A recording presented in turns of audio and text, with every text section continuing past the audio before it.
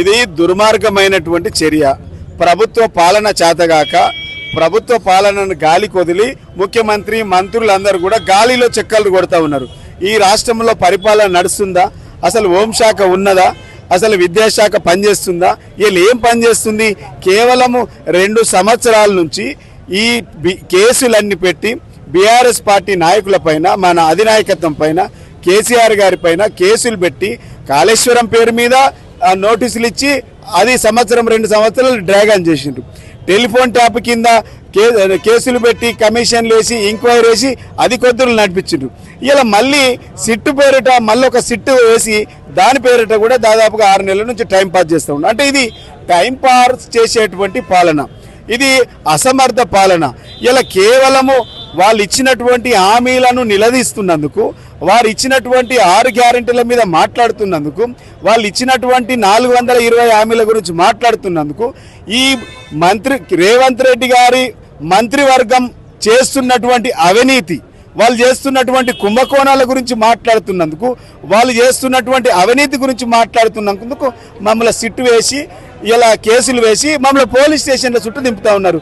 ఇలా ప్రభుత్వం గుర్తుపెట్టుకోవాలి, మేము ఎన్నో పోరాటాలు చేస్తే ఈ తెలంగాణ వచ్చింది, ఎన్నో నిర్బంధాలకు గురైతే ఈ తెలంగాణ వచ్చింది, మేము ఎన్నోసార్లు జైళ్ళకి వెళ్తే తెలంగాణ వచ్చింది. తెలంగాణకు సంబంధం లేనోడు ఇలా కేసులు వేసి ఇలా మమ్మల్ని కేసీఆర్ గారికి నోటీస్ ఇవ్వడం అంటే ఇలా తెలంగాణ యావత్ జాతిని కింతపరిచే విధంగా మాట్లాడుతున్నట్టు లెక్క. ఇలా తెలంగాణ జాతికి ఇలా బ్లాక్ డేగా ప్రకటిస్తూ ఉన్నాం. ఇలా కేసీఆర్ గారు 14 సంవత్సరాలు కొట్లాడి తెలంగాణ తెచ్చిండు. అలాంటి నాయకుడికి నోటీసులు ఇవ్వడం అంటే వీళ్ళంతా సమైక్య వాదులైనటువంటి చంద్రబాబుతోని పొల్యూటై ఇలా తెలంగాణ ఆత్మగౌరవాన్ని నడి బజార్లకు ఇచ్చి కించపరిచే విధంగా రేవంత్ ప్రభుత్వం చేస్తూ ఉన్నది. దీని మూల్యం త్వరలో చెల్లించుకునేటువంటి రోజులు దగ్గర పడ్డాయి. 65 సంవత్సరాలు దాటిన వారికి ఇంటికి వెళ్ళి విచారణ చేయాలన్నది చట్టం చెప్తుంది.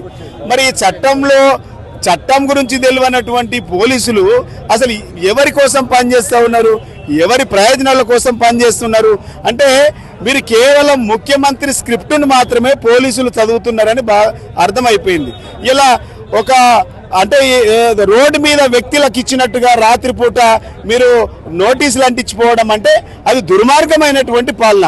10 సంవత్సరాలు ముఖ్యమంత్రిగా ఉన్నటువంటి వ్యక్తిని, మాజీ ముఖ్యమంత్రిగా ఉన్నటువంటి వ్యక్తిని ఇలా మీరు కించపరిచే విధంగా రాత్రి 11-10 గంటలకు వచ్చి మీరు గోడ కంటించిపోవడం అంటే ఈ ప్రభుత్వం చౌకబారు రాజకీయాలు చేస్తూ ఉన్నది, అసమర్థ ప్రభుత్వం నడిపిస్తూ ఉన్నది.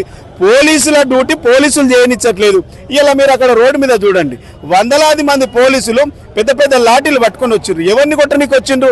ఎవరి మీద దాడి చేస్తుండ్రు? ముఖ్యమంత్రికి దమ్ముంటే, ముఖ్యమంత్రికి ధైర్యం ఉంటే మీరు దాడి చేయాల్సింది చంద్రబాబు నాయుడు మీద, మీరు దాడి చేయాల్సింది చంద్రబాబు నాయుడు తొత్తుల పైన. ఇలా చంద్రబాబు నాయుడుతో చేతులు కలిపి ఇలా మా మీద దాడి చేస్తూ ఉన్నారంటే తెలంగాణ మీద చేస్తూ ఉన్నటువంటి దాడి. అది గుర్తుపెట్టుకోండి. మేము కొట్లాడితే నువ్వు ముఖ్యమంత్రి సీట్లో ఉన్నావు, మేము పోరాటం చేస్తే ఇలా నీ మంత్రివర్గంలో క్యాబినెట్లో ఉన్నారు. ఇలా కేసీఆర్ గారి పుణ్యమా అని ఇలా మీరు ముఖ్యమంత్రి సీట్లో ఉన్న సంగతి గుర్తుపెట్టుకోవాలి. నీకు తెలంగాణ ఉద్యమానికి ఎలాంటి సంబంధం లేదు. తెలంగాణ ద్రోహులు ముఖ్యమంత్రి సీట్లో ఉంటే ఏ విధంగా తెలంగాణ అల్లకొల్లోలం ఉంటుందో ఇలా మనకు అర్థమైపోయింది. ఇది పూర్తిగా దిగజారుడు రాజకీయాలు.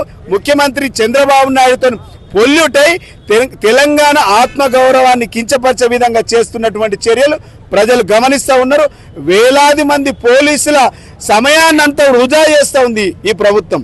మొన్న ఒక 3-4 వేల మందిని పెట్టిండ్రు, ఇలా 10,000 మంది పోలీసులు రోడ్ల మీద ఖాళీగా ఉన్నారు. ఏ ఒక్క పోలీస్ స్టేషన్లో పోలీసు లేడు. కానిస్టేబుల్ మొత్తం కూడా కానిస్టేబుల్తో సహా పోలీస్ స్టాఫ్ అంతా కూడా రోడ్ల మీద ఉంది. ఏం పరిపాలన ఇది? ఇది దద్దమ్మ ప్రభుత్వం, చాతగాని ప్రభుత్వం, దౌల్బాజ్ ప్రభుత్వం. ఈ ప్రభుత్వానికి రోజులు దగ్గర పడ్డాయి.